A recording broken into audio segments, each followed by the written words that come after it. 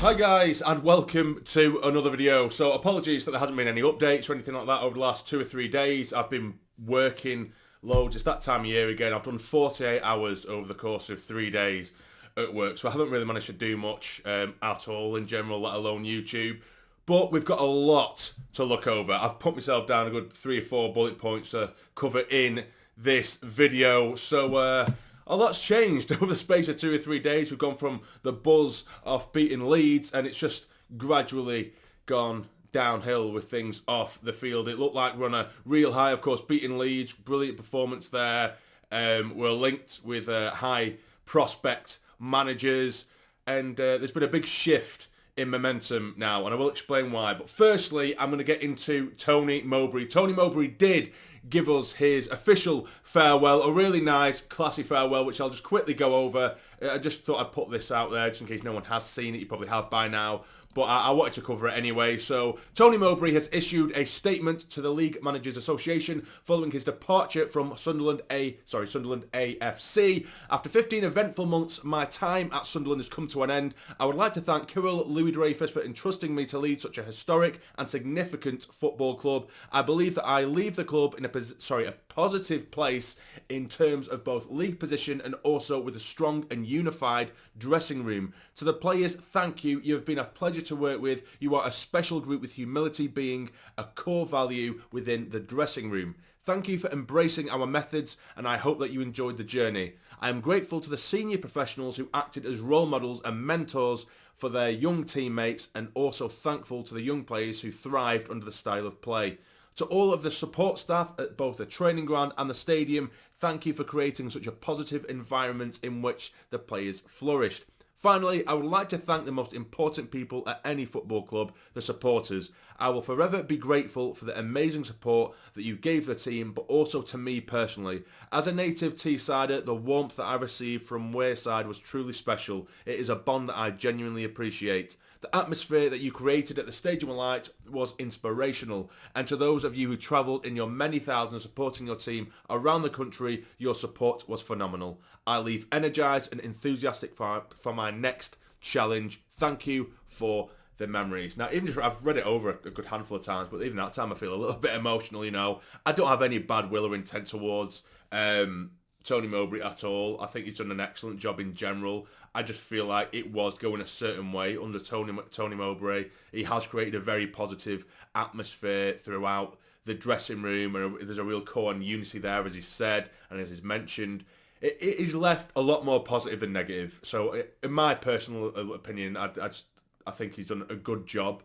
But I also kind of agree that it was probably about right time to move on because of the way things were going. You know, I won't stick on it too long. I would give my opinion, but I think with Tony Mowbray, a huge thing for me is, you know, he started to become very much sort of in denial towards certain performances. You know, when we were playing poor, he was still saying how well we played, and when managers start doing that, you're right in your own sort of, you're right in your own almost withdrawal from your position almost, or you're right in your own sort of sacking, if you will. You're sending your notice in at that point, because we can't have that. Sometimes you need to call a spade, and we weren't doing that. And I think in the first season, you had to work with a team without a striker for so long that he got used to that system. And then the next season, he's given 4 strikers, and he's still using the same system that only benefits a team with a number 10, or someone who comes in from a number 10 and sits as almost an attacking midfielder with no striker still. So he was still using a system that, granted, at times it still works very well, it can do, but you may as well play with 10 men, because he was consistently and almost stubbornly using a system that almost completely isolates a striker and ignores a striker and nullifies an attacking threat from a striker. It doesn't include them, and he didn't really have the ability to change that and involve a striker as such. And I know we can see it now, we're doing well without a striker again, because the lads are so used to playing without one. But I feel like, you know, from the board, thinking, right, okay, we spent a little bit of money. Granted, people say not much, but spent a bit of money on getting strikers in. We've got 4 now, and he just can't find a system that suits him. So maybe that's it. And then, of course, certain performances weren't going our way, and then he was saying we were playing well when we weren't. I think it all just adds up. But on the whole, he leaves in very high regard for me. But that is it for Tony Mowbray's farewell. Now, we have a lot more to cover. Will Still, the last 2-3 days ago, the big thing was Will Still looked like he was very close to joining or signing, or at least he was in advanced talks with the club, which is apparently the case. Now, the latest from what I have heard and what I've seen and the sources I have spoke with, I believe Will Still did have talks with the club. He does have an affiliation, or not really an affiliation, he does have an affection for his current club. And I believe the outcome from the talks was essentially he wants to see out the season with his current club. He doesn't want to leave just yet, but would be open to potentially coming at the end of the season. But I don't know whether that suits our board at all. For me, I think that would be perfect for Dodds to see it out till the end of the season, although it's a long period, isn't it? And then to put Will Still in. It's a very long period, to give Dodds half a season just to get rid. I don't know. It's a difficult one. Maybe Dodds will end the season and will still come in. I might be somewhat content with that, considering we are still in a sort of process and evolution stage of the club, a building process. It might not have been the worst thing in the world, but that's just kind of what I was gathering. So yeah, Will Still, that looks like it's not happening. But moving on, Michael Beale has all of a sudden become favourites. Apparently we've been in advanced talks with him. Complete U-turn in what we've been seeing. We've been looking at up-and-coming managers from abroad, even a complete unknown. I would have been quite happy with. Now, whoever comes in, I'm going to support them. They're managing, they're coaching the club that I love and the club I support, so I'm going to support them in turn. Of course I am. I'm not going to immediately write them off. But Jesus Christ, could they have picked a worse fucking option? Do you know what I mean?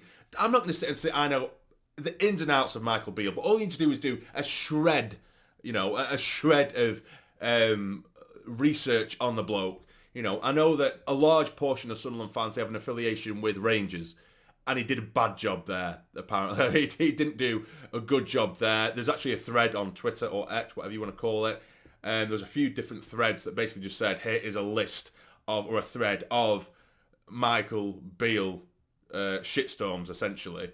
There was interviews where he just completely contradicts himself. It comes across as a Lee Johnson 2.0, and we do not need that as a football club. Sunderland fans, we're not stupid. We love our football. We know our football. Lee Johnson and his kind of ways and the way he talks in interviews, it's so unbelievably patronising. It's bullshit for one, and he speaks to people as if they're absolute morons. Do you know what I mean? And we can't be doing with that at this club. And I've seen some of his interviews, and they're absolute bollocks. Do you know what I mean? He speaks bollocks. For now, it sounds like I'm already writing him off, but there's just so many other options out there that I thought we should go for, and it's looking like we're heading towards Beale, which is very frustrating, as you can tell. But yeah, so he didn't do great at QPR. Well, he had a phase at QPR where he did really well. I'll give him that. He did do really well, and apparently at one point, Wolves actually wanted him, and apparently he turned them down, saying how much he values loyalty. Apparently, he is regularly someone who wants a big say in transfers, and when he doesn't get his own way, he throws his toys out the pram. That was from his Rangers time. Of course, he did have a phase under Steven Gerrard as his assistant manager. But there's a load of sort of statements where he'll say, I'm going to do one thing, and then he'll do the complete opposite. He's just loads of empty promises and just chats bollocks. And I don't feel like this fits our system, if you will, at the moment. The way we're trying to do things, a project, it just doesn't fit the bill at all for me. It really is a square peg in a round hole with this one. I just don't understand it. Of course, like I say, it sounds like I'm writing him off totally, but everything I've seen prior is negative. That's all I can say. And so for Beale, I wouldn't be happy with that particularly, but I'd still get behind the bloke. It'd be a fresh start, but I've not seen one Sunderland fan across social media be okay with this. Absolutely nothing. He seems like a bit of a shit talker. He's almost just a self-promoting, arrogant man at times, it seems. And that isn't what we need. I have seen rumours that there might be a second man, an unknown second man, being interviewed by the club. I'm hoping it's Mr. Unknown, to be honest with you. But either way, like I said, I know it sounds very negative, and it sounds like I am totally writing him off. It just definitely is not my first choice. In saying all this, when Tony Mowbray came, it wasn't my first choice either. It wasn't particularly an inspiring appointment, and he ended up being fantastic for the majority, for the majority of his time at Sunderland. So you just never know. It could end up being a perfect. It could be a match made in heaven somehow. We just don't know. But either way, I will leave that at that. What do you think about the potential appointment of Michael Beale? It could have happened or something could have changed by the time I've made this video because it's changing every 2 seconds at the moment. But lastly, so for the Newcastle game, there's been another big uproar about this as well. For the Newcastle game in the FA Cup, of course, taking place next month at the Stadium of Light, the allocation for tickets, for me, this is just disgraceful. So in the North Stand, a large chunk of the North Stand, first, they've been given 6,000 tickets, apparently. And a big chunk of that North Stand, they've actually shifted Sunderland fans, season ticket holders. They've moved them out of their own seats, so they're moving bums out of seats to accommodate Newcastle fans. It's a big fucking middle finger. There's people I've seen online who have had the same seat for the best part of 20 years, and they're getting moved out of it to allocate Newcastle fans. It's utter bollocks. It's a massive middle finger from the club, and it's shite management. It really, really is. It's awful from the club. But... oh, I don't know. Like I said, it's just one thing after the other at the minute. We got them from such a high. This is just Sunderland, innit? This is just Sunderland. Like I said, so much could have changed, but online, it's a shitstorm at the moment. We've gone from so positive to utter negativity, and the club have just shot themselves in the foot. People like Michael Beale, and then this with the Newcastle game. It's shocking. It's utterly shocking. But what has Sunderland done there? What the fuck have they done? It's 2 or 3 days. Even without a manager, we've managed to somehow get some positive momentum, and they've done the absolute best to shoot it down whilst it's rising. Fucking terrible, man. But anyway, so that's everything for today's video. I will be doing a review of the game later on against Bristol City. Hopefully, we regain a bit more positivity after a win. We shall see. I think it's only going to be so negative if we don't get a win today. It really is. But yes, that's everything. Let me know what you think about everything in the comments down below. If you've enjoyed, hit the like button for me. Subscribe if you're new. Take care. Stay jammy.